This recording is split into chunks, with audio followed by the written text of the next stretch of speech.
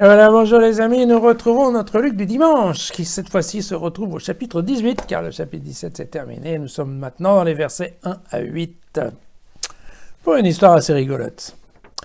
Jésus leur dit une parabole sur la nécessité pour eux de prier constamment et de ne pas se décourager. Il y avait dans une ville un juge qui n'avait ni crainte de Dieu, ni respect des hommes. Et il y avait dans cette même ville une veuve, et cette veuve venait lui dire « Rends-moi justice contre mon adversaire ». Il s'y refusa longtemps. Et puis un jour, il se dit « Ok, même si je ne crains pas Dieu, même si je ne respecte pas les hommes, eh bien, parce que cette veuve m'ennuie, je vais lui rendre justice pour qu'elle ne vienne pas sans cesse, sans fin, me casser la tête. » Et alors le Seigneur ajouta à ses disciples en disant « Écoutez bien ce que dit le juge sans justice. » Et Dieu ne ferait pas justice à ses élus qui crient vers lui jour et nuit. Et il les fait attendre, je vous le déclare. Il leur fera justice bien vite. Mais le Fils de l'homme, quand il viendra, trouvera-t-il la foi sur la terre? Alors voilà, bon, c'est une histoire qui nous rappelle un petit peu le conseil de Jésus à travers de Luc, vous vous souvenez, pour la prière. Sachez vous montrer casse-pied, vous vous souvenez cette histoire du type qui sonne à la porte de l'ami au milieu de la nuit pour lui donner, qu'il lui donne du pain parce qu'il a un copain qui arrive et qu'il n'a rien à manger. Vous vous souvenez qu'à la fin, voilà, à la fin le type craque, il lui donnera du pain. Voilà.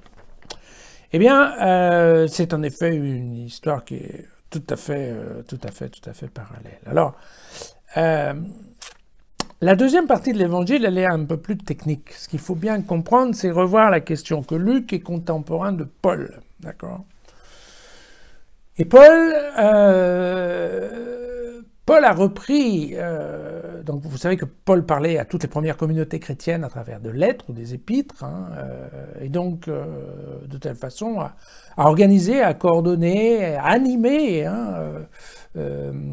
toutes ces équipes de chrétiens qui s'étaient construites dans divers endroits, bien entendu, pas seulement en Palestine, mais Corinthe, Éphèse, et donc tous ces pays globalement autour de la Méditerranée. Et, vous savez, je vous avais déjà raconté ça, c'est qu'en fait, dans l'idée, tout d'abord des disciples, ensuite des premiers chrétiens et des premières communautés chrétiennes, ce qu'on appelle techniquement la parousie, c'est-à-dire le retour de Jésus, c'était là incessamment sous peu, quoi. Parce que y a eu l'ascension, mais bon, voilà, Jésus a toujours dit qu'il allait revenir. D'accord? Et donc, alors qu'il allait revenir pour juger, pour pas juger, on ne sait pas trop, mais de toute façon, il allait revenir. Et ben voilà, au début c'était quelques jours, après c'était quelques semaines, après c'était quelques mois, et bon là on est en l'an 85, ça fait déjà 50 ans qu'on l'attend et ça vient toujours pas, quoi. Voilà. Et donc il va de soi que dans les communautés qui, elles, en plus, donc, sont soumises, comme on l'avait vu, à un certain stress de la part des Juifs et de la part des Romains, eh bien, il y a un vent de découragement qui court. Et ce que fait Luc, très clairement, il reprend ce que disait Paul dans ses épîtres, c'est-à-dire priez, priez, priez, priez sans vous arrêter, sans perdre de courage. Parce que c'est à force de prier, Dieu va vous entendre. Et donc, vous voyez, c'est ça, en fait, le discours qu'on a ici, c'est exactement le discours de Paul dans ses épîtres, et c'est ne vous découragez pas, priez. Mais, et vous voyez que Luc,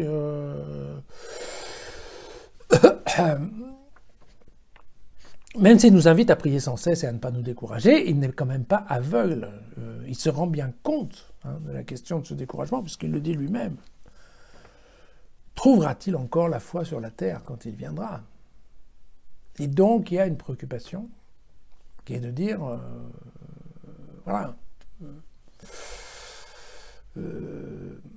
S'il vous plaît, quoi. Perdez pas la foi, même si Jésus n'est pas là. Donc, c'est aussi, je pense, le début d'un raisonnement qui va être un peu parallèle à celui des Juifs. D'ailleurs, vous savez que les Juifs, ils s'impatientaient sans arrêt aussi. Hein. Les Juifs, vous vous rappelez, il suffit de se souvenir Moïse, le nombre d'allers-retours qu'il faisait avec le bon Dieu, parce que le peuple juif rouspétait sans arrêt. Et le juif rouspétait sans arrêt non seulement des conditions de leur vie d'exilés dans le désert, mais les Juifs savaient complètement se montrer impatients. Voilà. Et de la même façon, eh bien, voilà, de la même façon, le peuple de Jésus se montre lui aussi impatient. Et donc je pense que c'est une idée de la même façon que dans le peuple juif attend le retour d'Élie et de Moïse, et donc l'arrivée de Dieu depuis très longtemps. Et il vient un moment où l'attente fait partie de la foi, en fait, de la religion. Donc c'est une attente certes, une espérance certes, mais on a bien compris que ça n'allait pas forcément se passer dans les 2 semaines qui viennent. Et donc il faut vivre avec cette question de l'absence, parce que, que ce soit Jésus ou que ce soit Dieu, très clairement, on va continuer à devoir lui parler sans le voir, à devoir communiquer sans le... oui, c'est ça, sans pouvoir le toucher. et donc, il convient effectivement de transformer notre foi et notre religion dans une religion non seulement de l'attente, mais de l'absence, quelque part, puisque, il faut qu'on trouve un autre moyen de pratiquer notre foi. Mais, encore une fois, exactement de la même façon que les Juifs ont toujours eu la foi qui était liée au temple, et puis du jour où il n'y a plus de temple, il a bien fallu qu'ils trouvent une solution. Ils ont trouvé comme solution la synagogue, et ça ne leur a pas empêché de continuer à vivre leur judaïté. Et bien de la même façon, voilà, pour nous chrétiens, bien typiquement, cette histoire est là. Continuons à prier, mais il est important de maintenir notre foi, même en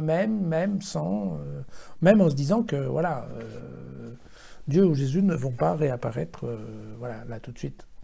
D'ailleurs, probablement que s'ils reparaissaient, on n'est pas tout à fait sûr qu'on serait capable de les reconnaître. Donc vous voyez, ça fait partie un peu de notre foi. Voilà.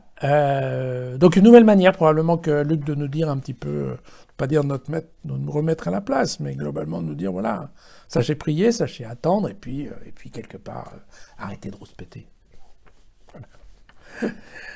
Pas facile pour nous, hein, surtout pour les Français. À demain.